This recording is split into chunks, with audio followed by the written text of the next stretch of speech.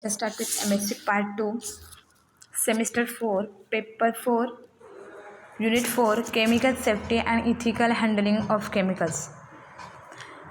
First of all, what is a chemicals? A chemicals is a material with a specific chemical composition. Second point is physical state of hazardous material. Then first is liquid, second solid, gas and vapor. The exposure route they can be explained in this diagram. Then target organs. The next point is the types of toxins, health hazardous. First type is neurotoxin. Neurotoxin is the best example is mercury, metallic, inorganic and organic, xylene, CS2, N-hexane, trichloroethylene. Second type is hematoxin. Hematoxin that means they can be included in the blood. Then CO, nitrates, aromatic amines. Third is hepatotoxin, the liver, CHCl3, dinitrobenzene. Fourth is nephrotoxin, it includes in kidney. Then cadmium, mercury, carbon tetrachloride. Fifth is dermatotoxin, skin organic solvent. The next point in this chapter is symptoms of possible overexposure. Eye discomfort, breathing difficulty, dizziness, headache, nausea, vomiting, skin irritation. Next point is the chemicals be hazardous to health. The effect of hazardous chemicals may be seen. First is acute. Acute that means short-term exposure within 24 hours. Then examples of acute toxins are NaCN, NaN3 and dimethyl mercury. The next effect is chronic effect.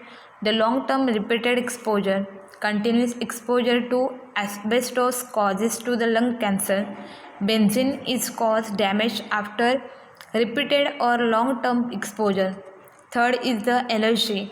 The effect is exerted through the immune system, for example respiratory and skin sensitizer. Therefore, it is important to minimize exposure to chemicals at all times. In order for chemicals to be hazardous to a person's health, it must either be in contact with or enter the body. What this means to you? First is carcinogen. Carcinogens is concept is included that the cancer causing, corrosive, then causes irreversible damage to skin, eyes or airways, that means strong acids. Next is irritant. Irritant is causes irreversible damage to skin, eyes or airways. Next is mutagen, can causes the permanent damage to genetic material in cell. CMR. CMR is carcinogenic, mutagenic or toxic to reproduction.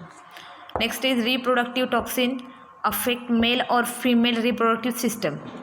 Next is respiratory sensitizer, can cause allergic reaction of airway.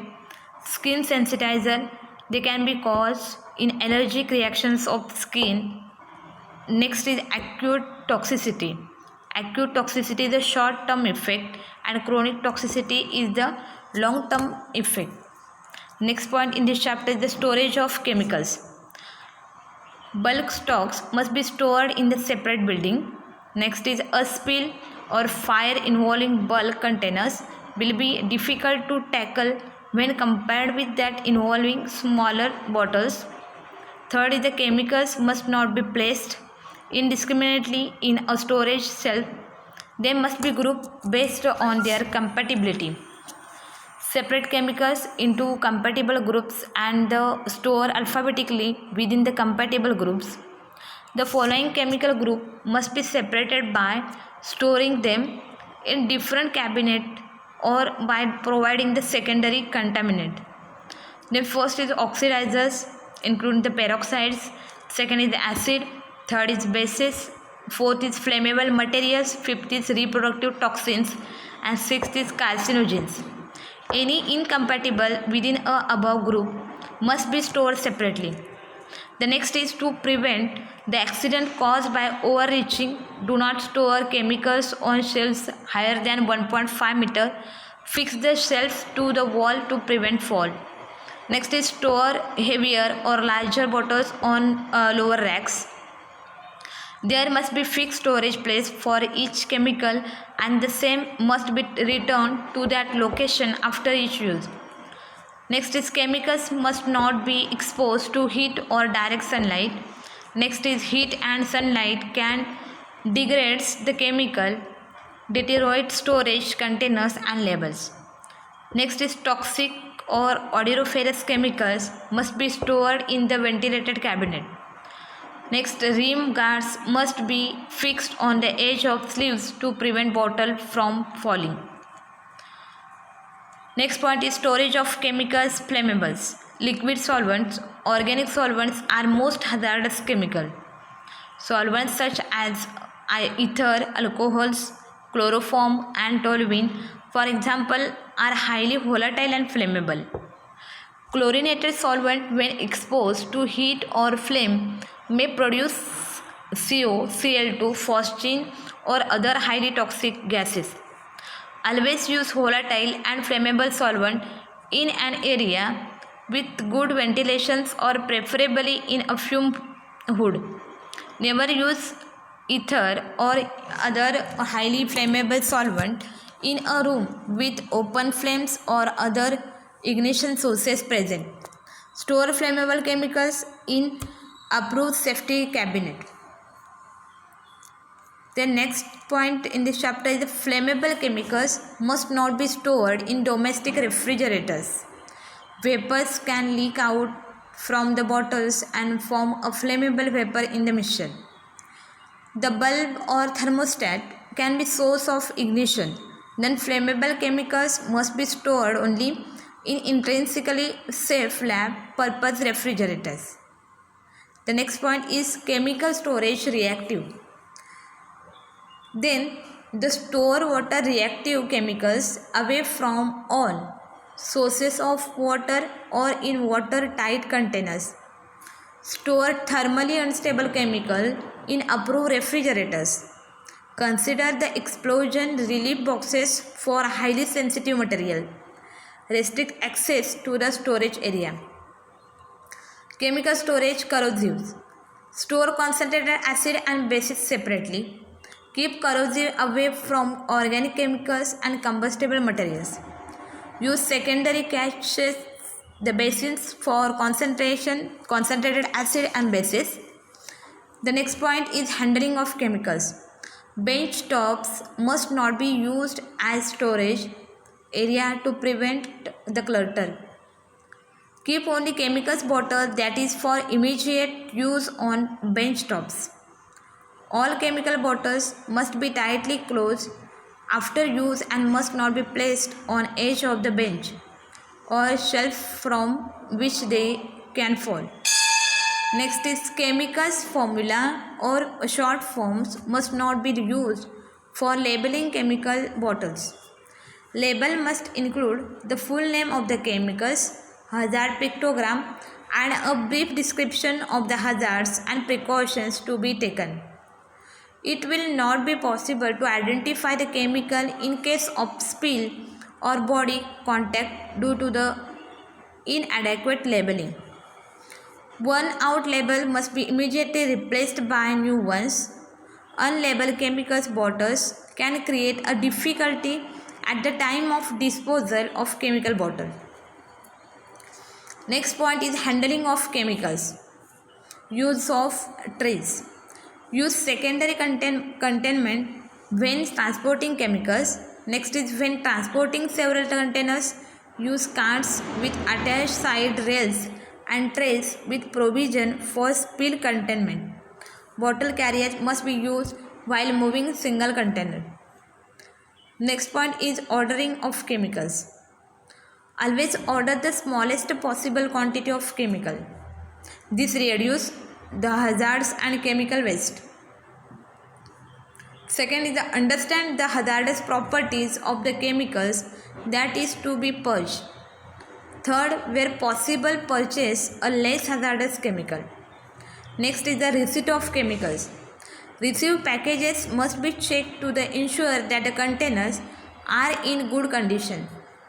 Detail of new chemicals must be entered in laboratory inventory and stored in a designated area.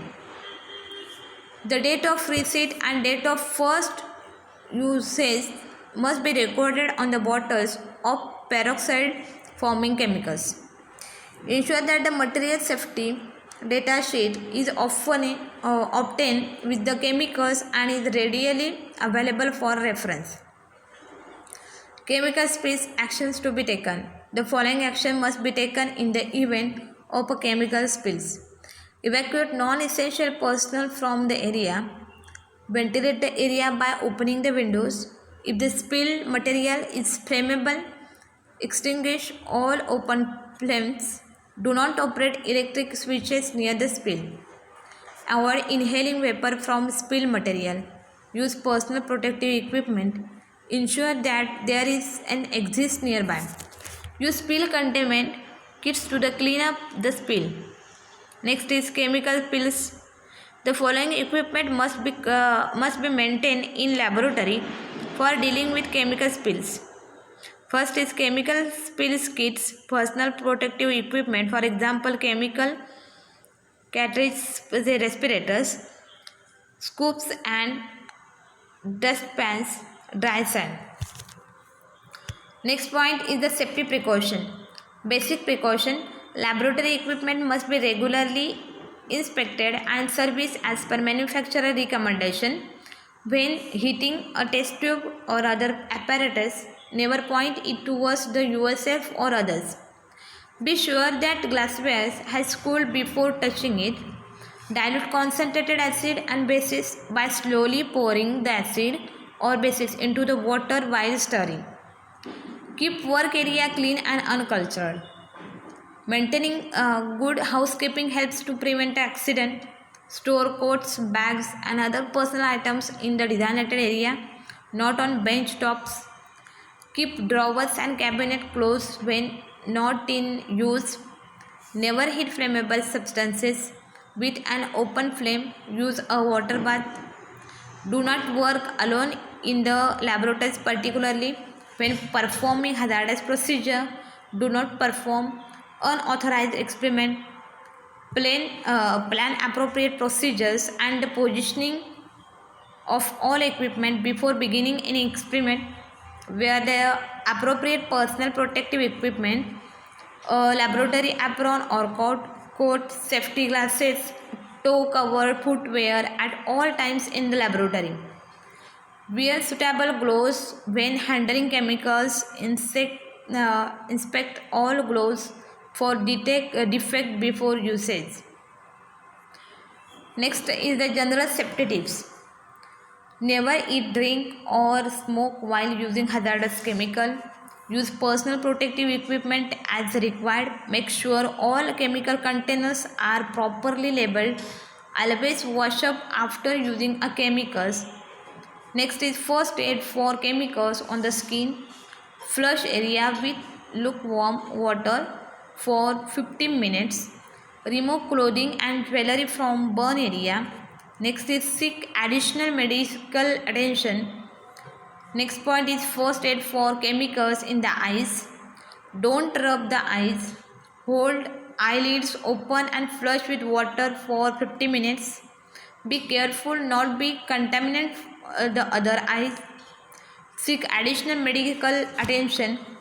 Next point is first aid of chemical ingestion. Induce vomiting only if told to do so by poison control. Get immediate medical attention. First aid for chemical inhalation. Move victim to fresh air. Get immediate help.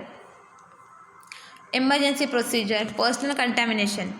Flush contaminated area with water. Remove contaminated clothing. Rinse with water for 15 minutes. Seek medical attention if irritation persists. Chemical in the eyes. Flush eyeball and inner eyelids. Forcibly hold eyes open. Irrigate for at least 15 minutes.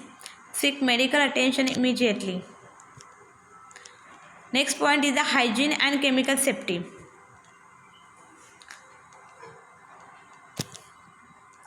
When working with chemicals, follow these guidelines. First is wash hand frequently and before leaving the laboratory. Also wash hands before eating, drinking, smoking or applying makeup. Remove the contaminated clothing immediately. Do not use any clothing again until it has been properly decontaminated. Follows any special precaution for the chemicals in use. Do not eat, drink, smoke or apply makeup around chemicals. Tie back long hair when working in laboratory or around hazardous chemical. Do not keep food, beverage or food and beverage containers, laboratory refrigerators, freezers. Do not sniff or taste chemicals. Do not touch door knobs, telephones, computer keyboards, etc. with contaminated gloves.